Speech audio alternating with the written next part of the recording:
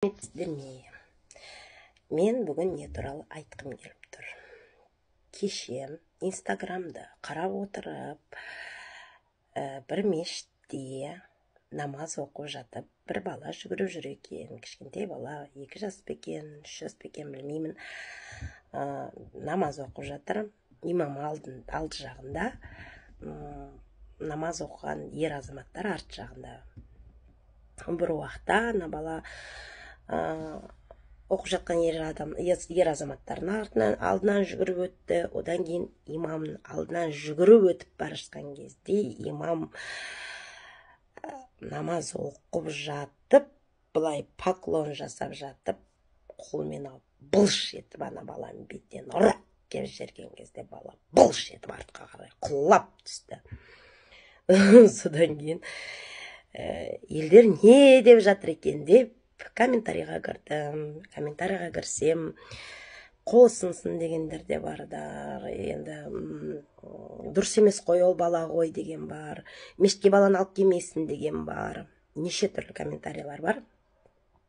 Енді сол имамға кедергі жасап жатыр ғой дегендер бар. Әйтеуір сол көп комментарий, көп. Соның астына мен өзім комментарий жазған жақсы көрем, жазып жердім. Онда имам біреу жазыпты, нервысына тиіп, үйтіп, имамды сөйтіп, кедергі жасап жатыр, нервысына тиіп дегендей. Онда мен жазып жердім. Онда ол кісі имам болып жұмыс жасамасын деп. Сөйтсем, бүгін солдан комментарий келіпті біреу. Неге ол бір бала үшін имам жұмыс жасамау керек, баланы реттеу керек, анау мынау деп жазып жердім. Имам деген ең бірінші бізге, мұсылмандарға, мешітке келген адамдарға пример болатын адам, үлгі болатын адам. Ал ол былай тұрсын. Имам деген ол өзі алды ғой обязательствоны. Оған біреу сен имам бол деген жоқ. Ол өзі имам болам деді. Имам болған соң ол үлгі көрсету керек. Бір. Ал екіншіден,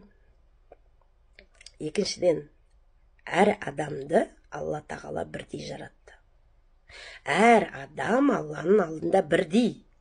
Бала болсын, әйел болсын, еркек болсын, имам болсын, президент болсын, жай жұмысшы болсын, бәрі Алланың алдында бірдей.